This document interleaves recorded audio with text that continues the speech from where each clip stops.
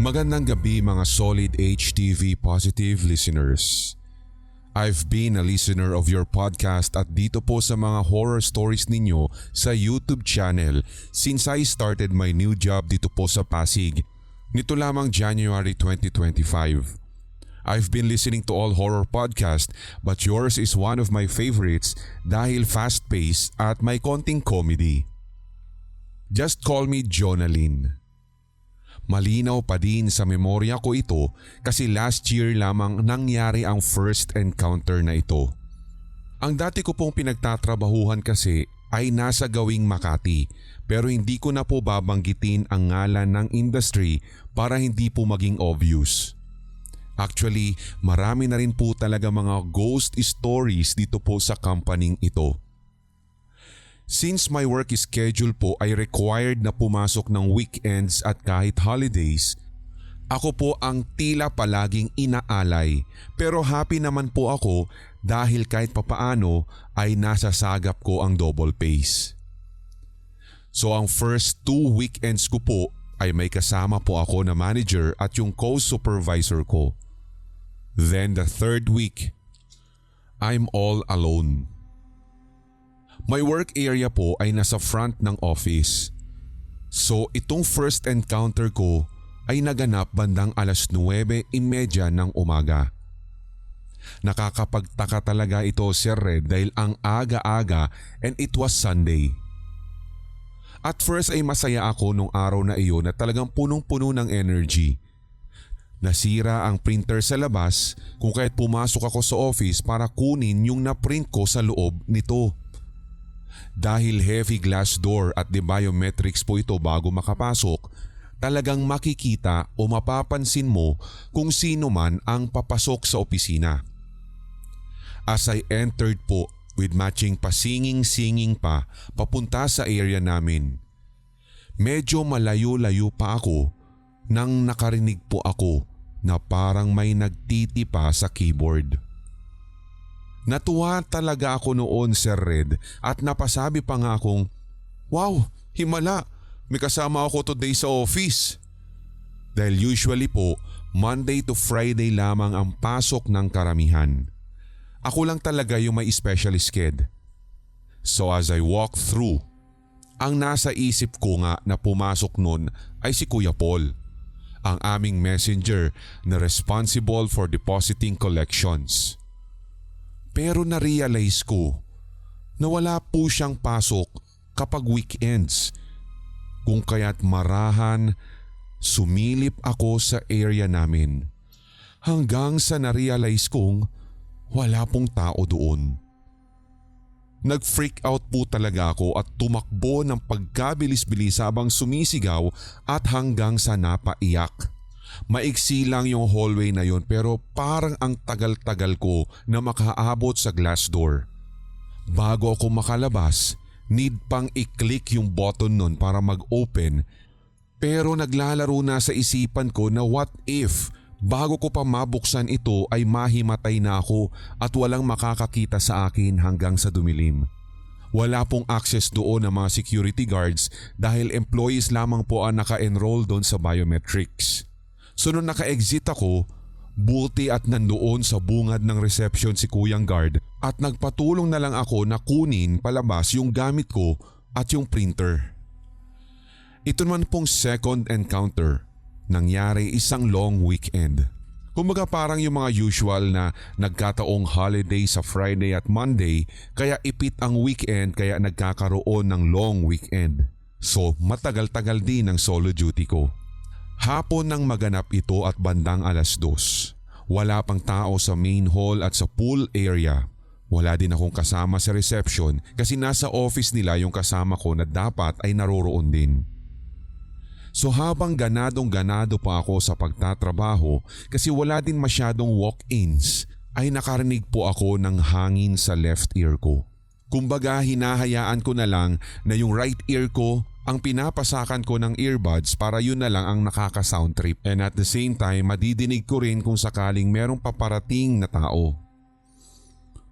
So So balik tayo doon sa hangin na dumampi sa left ear ko. Akala ko nga po ay electric fan lamang yun. Pinakinggan ko yung fan at inilibot ko pa nga yung aking paningin sa buong paligid, partikular doon sa front office. Wala pong ganoong source of sound ng tulad sa nadinig ko. So hindi pa talaga ako nakakaramdam ng takot nun kasi ang liwanag pa rin sa labas. Dahil din may dumating na magre-remit, may nakatsikahan ako at nasabi ko din na may multo ata doon sa reception. Pagkaalis nung nakatsikahan kong yun, doon po mas lumala. Para bang sinadya na mas nilakasan yung hangin sa tenga ko hanggang sa unti-unti, Sir Red, boses na ng lalaki ang aking nadidinig. Malaki at malalim yung boses, sabay hinga sa left ear ko. Dahil lumalakas at parang nasasaktan na yung tenga ko, ang akala ko ay dahil sa kaka-earbuds ko iyon, kung kaya tinanggal ko sa right ear ko yung nakapasak na earbuds. Pero right after ko pong gawin iyon, believe me or not, may boses naman pong babae na tinatawag ang name ko na animoy ibinubulong naman sa right ear ko. Sabi ko sa sarili ko ay hindi na ito tama. Dali-dali ko nang kinuha yung remittance at sinuksok na sa braso ko. Sumasakit na talaga yung parehong tenga ko nun. Doon ako papunta sa office ng kasama ko sa reception dahil maliwanag doon at para meron din akong kasama. Madilim din kasi yung mini hallway nila kung kaya't habang naroroon ako, nadidinig ko at parang palakas ng palakas yung boses na ngayon ay nagsasapawan na sa pareho kong tenga. At habang papalapit ako sa pintuan at nakatakip na ang mga kamay ko sa tenga ko dahil talagang kinikilabutan na ako. Pagkapasok ko sa reception, otomatiko pong nawala ang mga boses. Napaka-misteryoso. Yung office po kasi nila na pinuntahan ko ay parang ang liwaliwanag na animoy imimit mo na si San Pedro dahil napakaputi nung walls at ang bright nung lights. Tumambay na lang ako doon ng 1 hour at hindi na po talaga ako nakapag-work after. Sa katapat na sofa ng reception na lang ako umupo hanggang sumapit ang out ko. Pero siyempre kailangan kong itago sa vault yung collections kaya nagpasama na rin ako sa guard. Since then, lagi na po akong nagpapasama sa guard pagpapasok sa office para ilagay sa vault ang collections at pagkukuha ng supplies. Nag-joke pa nga ako na siguro na bored sila sa loob ng office kaya pumunta sila sa reception.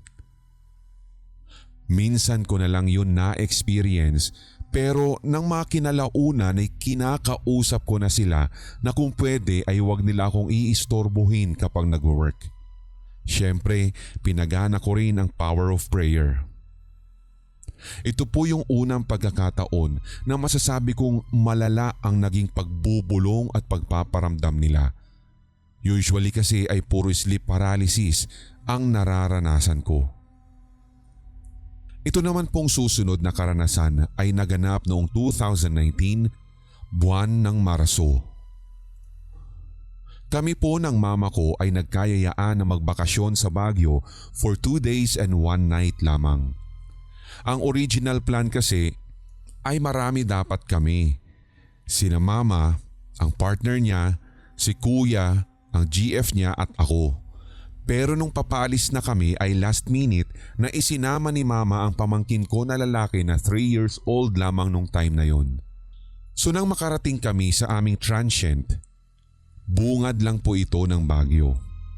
Bandang city proper lang din. Maganda po yung nabook namin sapagkat may 2 rooms, kitchen, sariling CR at sala. Kumbaga estilong bahay ang loob pero apartment style na building. Madami pong rooms doon at nasa 3rd floor kami, katabi lamang ng fire exit o yung back door. at ang daanan po ay elevated na kalsada kaya dun dumaan yung taxi na naghatid sa amin from babaan ng pasahero. So nag-ayos na kami agad ng gamit pagkarating namin doon hanggang sa nag-decide na rin po kaming mamasyal. Dahil sa sadyang malamig ang sahig na tile sa room, nag-decide kami na bilhan ng tsinelas ang pamangkin kong si Miko. So pagkatapos ng buong araw ng pamamasyal ay nagpasya naman kami na umuwi ng 7 p.m. dahil magluluto pa kami ng dinner doon sa transient. At kaya maaga po kaming umuwi dahil balak din po namin na mag-night market ng 10 p.m. So pagkatapos magluto at maghapunan, tumambay kami sa sala. Uminom muna ng beer in can para pampainit sa kabila ng cold weather. Dahil tinamaan na ng antok, hindi natuloy ang pagna-night market namin. Dahil 2 rooms po iyon, pinili naming mga bagets sa kwarto na malapit sa sala. Sa upper bunk bed ako pumwesto. Si kuya nakatulog na sa sofa sa sala dahil ang girlfriend niya ay sa gawing babang papag na pumwesto at humiga. Matiwasay naman overall ang gabing iyon. Matapos namin mag-breakfast kinabukasan, tumuloy na ulit kami sa pamamasyal. Naghiwalay kami sa strawberry farm dahil nagpunta pa ako sa church at sila ay maghahanda pa ng lunch sa unit dahil pagod na rin sila sa pamamasyal. So pag uwi ng tanghali ay napansin ni Mama na walang tsinelas na suot si Miko. Tinanong ni Mama kung nasaan ang tsinelas niya. Pero hindi daw niya alam. Umiling ako sabay kibit ng balikat. Hanggang sa naghanap na po kami sa buong unit. Yung partner ng mama ko ay lumabas ng unit at doon siya naghanap sa gawing backdoor kasi may puno doon ng balete. Wala daw po doon kahit nasa labas na sila naghanap. Naghanap ulit siya sa hallway at maging sa hagdan at pagbalik niya ay dala na niya ang tsinelas ni Miko. Lubos ang aming pagtataka kung bakit nasa hagdan at ito pa po ang nakagigimbal, Sir Red. Nakita niya po ito sa hagdan kung saan nakalagay ang wall size na mirror. Kada kanto po ng hagdan ay meron pong wall size mirror dito kaya creepy po. Alam naman natin na kadalasan ang mga salamin ay portal. Doon na po nagkuwento si Mama ng nangyari ng 2:00 ng madaling araw kanina. Nagising daw po siya dahil narinig niyang umiiyak si Miko at nakadapa ito sa sahig. Nagtataka daw po siya kaya pinabangon niya ito at pinatabi sa gitna nila at nakatulog na ulit si Mama. So bandang 2:30, nagising na naman siya at nakitang nakadapa ulit si Miko at umiiyak habang nagsasalita daw ng "Ayokong sumama sa'yo." Kaya napabangon na naman si Mama at binuhat si Miko sa sahig at pinahiga. Pagtingin niya po, bukas ang pinto ng kwarto nila. Naisip niya na baka gumamit ng CR si Miko. Dahil ang pintuan ng kwarto nila ay tapat lamang po ng CR. Agad niyang nakita na ang tapat ng pinto ng CR talaga, Sir Red, ay may footprints at maputik. Kaya tinignan niya ang mga paa ni Miko at malinis naman ang mga ito. Ang footprints po na iyon ay halo ng maliit at malalaking mga paa. Nandun din po ang isang monoblock chair. Naisip niya na baka gumamit si Miko ng upuan para buksan ang ilaw sa CR. Ganun na po kasi talaga siya karunong. So paglingon niya po sa kanan, nakita niya na bukas na ang pinto ng unit. Kaya una niyang chinek kung may nawala po bang mahahalagang gamit, lalo na at nakacharge ang cellphone ni Kuya sa tabi ng TV. Pero buti na lang ay wala pong nawala, saka inilak na lamang ni Mama ang pinto at muling natulog. Dahil sa nangyari na iyon ay nagtaka kaming lahat. Ang ginawa ko po ay tinawag ko po si Miko at kinausap ng mahinahon. Tinanong ko siya, in baby talk at baby voice para mas makapagkwento siya sa akin.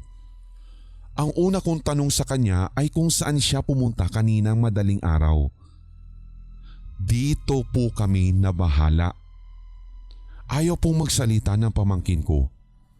Parang may pumipigil sa kanya para ikwento ang totoo. Pansin ko habang kinakausap ko siya ay tumitingin-tingin muna siya sa bintana at iiling sa akin. Nabasa ko ang takot sa kanyang mga mata kaya isinara ko ang kurtina. Sa labas po kasi ng bintana, mamamataan ang puno ng balete. Kaya nung sinara ko po yung pulang kurtina ay nagtanong ulit ako sa kanya kung saan siya nagpunta kaninang madaling araw. Ang sabi niya, Sir Red, na talagang lubha kong ikinakilabot. Ikaw po, niyaya mo akong mag-play sa puno tapos madaming toys doon. Sabay turo pa niya sa puno ng balete. Siyempre, fully aware naman ako sa mga entity na nanggagaya. Ako ang ginaya nung entity na iyon. Ganun po kasi yun si Miko. Isang pagyayaya lang, agad kukuha ng tsinelas at sasama sa akin. Ang pangalawang tanong ko sa kanya, saan ka ulit pumunta nung pangalawang beses? Sinong kasama mo? Sabay ang ginawa niya, dinescribe ang itsura na nagyaya sa kanya. Sabi niya, may mahaba daw itong tenga. Malaki at lumuluwa ang mata at napakalaki ng bibig. Labas ang mga ngipin.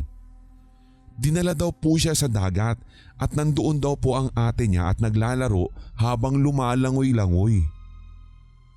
Kinilabutan na naman ako doon. Nagpasya tuloy kami na pumunta sa transient owner para makita ang CCTV footage dahil meron doon sa backdoor. Sinalaysay po namin ang nangyari. Ang una niya na tanong ay kung saan daw namin nakita yung tsinelas. Sa hagdan ba papuntang common kitchen? Dugtong ng kausap namin. Nagulat kami kasi parang alam na niya. Sabi namin ay oo. Ngunit hindi daw niya maibibigay ang CCTV footage dahil sira yung naroroon sa backdoor. Ang sabi niya ay hindi daw po namin naisama sa booking ang bata kaya ang binigay niya daw sa amin na room ay walang double lock kundi doorknob lamang. Abot na po kasi yun ni Miko. Kaya ang advice niya ay laging maging klaro sa pagbubook.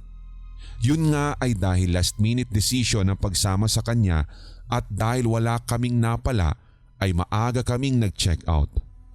Dapat nga ay 4 PM pa pero dahil ayaw na naming manatili, 1 PM ay nag-decide na kaming umalis at nagtungo na lamang sa bilihan ng mga pasalubong sa bus terminal.